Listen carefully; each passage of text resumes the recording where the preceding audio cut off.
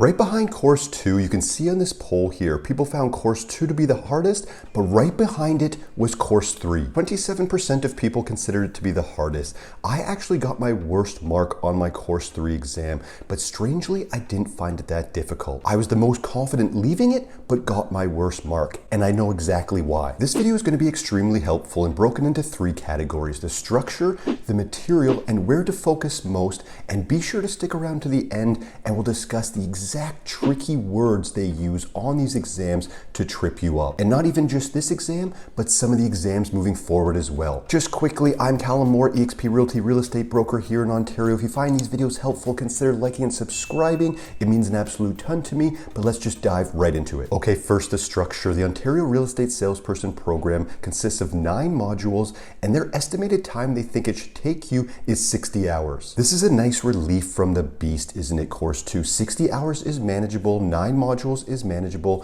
but make sure you know your timing. I always do this, I always say this on every single video like this, which is where to start. I always do one of these videos, where to start first, and among it, during the structure, I want you to know how long it's taking you versus that estimated time. I was able to get through the course 3 material in just 36 hours, and I always give myself 3 hours a day of studying / skimming or reading, which is 12 days for course 3 to get through the material. Note that something about course 3 that it is down to 9 modules, but some of the lessons are quite long. So if it's taking you the full 60 hours or more, no stress at all, there is no race. So after getting through the material, I gave myself 10 days of study time this time, 1 day per module of 9, and 1 day to go over any hard topics I was struggling with. So for a total of 22 days, and I'll book my exam on that 23rd day. That study time is essential. Give yourself a good amount of study time so then you can do some deep dives, right? You can not only go over stuff you're struggling with, but do a deep dive into the Exam Master mini courses if needed. They are in the description below, and they are everything I wish I had.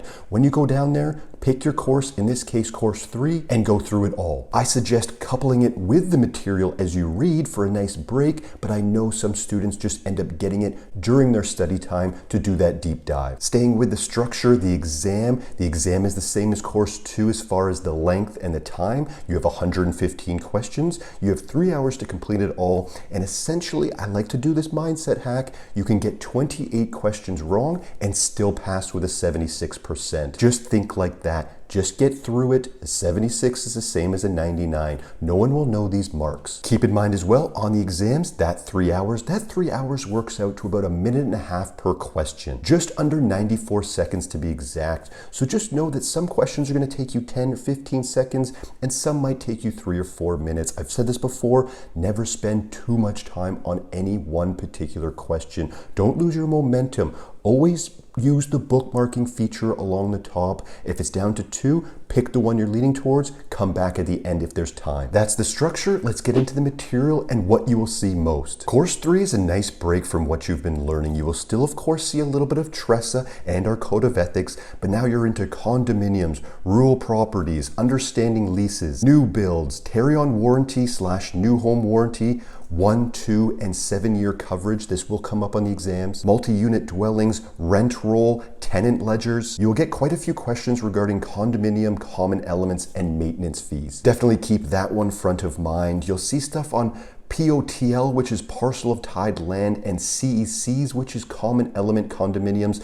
Less so on those, but you might see a couple. Salesperson requirements when selling new builds for a builder. Can a builder hire a non-registered salesperson to sell properties? Is a question you might actually get. The answer to that question is they can. An unregistered salesperson, essentially a registered salesperson, is what you're going through right now, which is what I am, a real estate broker. I've went through all this. I've registered with RICO, but builders can hire unregistered salespeople. However, those people cannot now go help their family and friends buy a house. It has to be strictly just the builder's properties which they are allowed to sell. Pre-printed clauses on the agreement of purchase and sale for condos, APS resale condominium, APS common element condominium, clauses in the lease agreement, evicting a tenant, notices for condos and leases, example using a waiver, notice fulfillment, or an amendment, tenants leasing condos from condo owners and who is responsible, when you need a WET certificate, which stands for Wood Energy Technology Transfer. Entrance permit when the house is on a provincial highway will come up, and rural and waterfront properties. That is a really good short list right there of what you may see on the Course 3 exam. Maybe screenshot this if you like,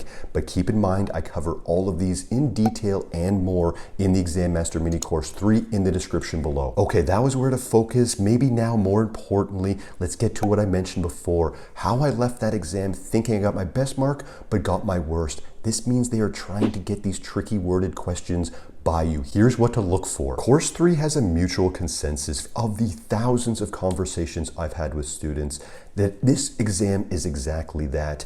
Not only that, more later on are happening we're finding out is happening as well. These exam questions can use subtle words on the answers to trip you up. The 80%, 90% of the question is right, one or two possible words in an answer is wrong. Let's go through a couple. Here's one, and it's just very subtle. Substituting words, right? For example, minimum for maximum. This may seem very simple now to spot, but trust me, 2.5 hours, almost 3 hours into an exam, when your brain is slowing down, these little words, if you're missing them, they do start to add up and can be the difference of you passing or not. So for this one, the maximum floor area used for sleeping shall be 4 by 6 meters. And if you just skim past this maximum, you could easily think the rest of it is good and just go with it. But of course we know it would be the minimum floor area used for sleeping shall be 4 by 6 meters. They can even be more subtle. It could be something like, if this condition is not fulfilled, the buyer's deposit will be returned with interest. With being the tricky part, just slid in there instead of without. Like mentioned, I am definitely guilty of reading 90% of a possible answer. My brain triggers, yes, I've seen that before, and I go with it.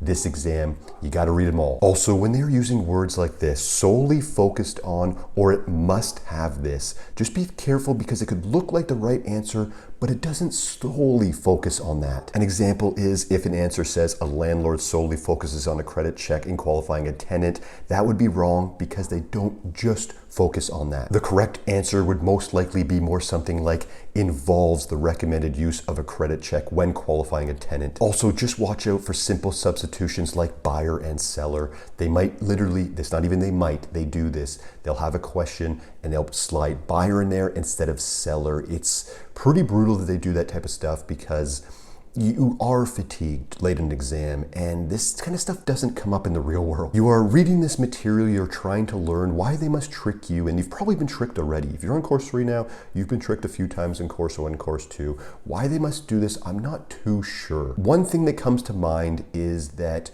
when you are in real estate, and of course we do this every single day, I go through 10 contracts a day type thing, you have to be diligent to see any possible mistakes, or if you're writing them, you reread them. This maybe could help you later on, but I'm not a big fan of it. Imagine almost in the real world something crazy like this happening. Like you're at a showing, you're showing your buyer clients a house and they say, is that chandelier included for the seller? And you're like, let me double check. Chandeliers usually are going to be included. I'll have to check the fixtures if it's going to be marked as excluded, but don't worry, we make sure it will. Then they turn to you and they say, we said seller. We're the buyers, you fool.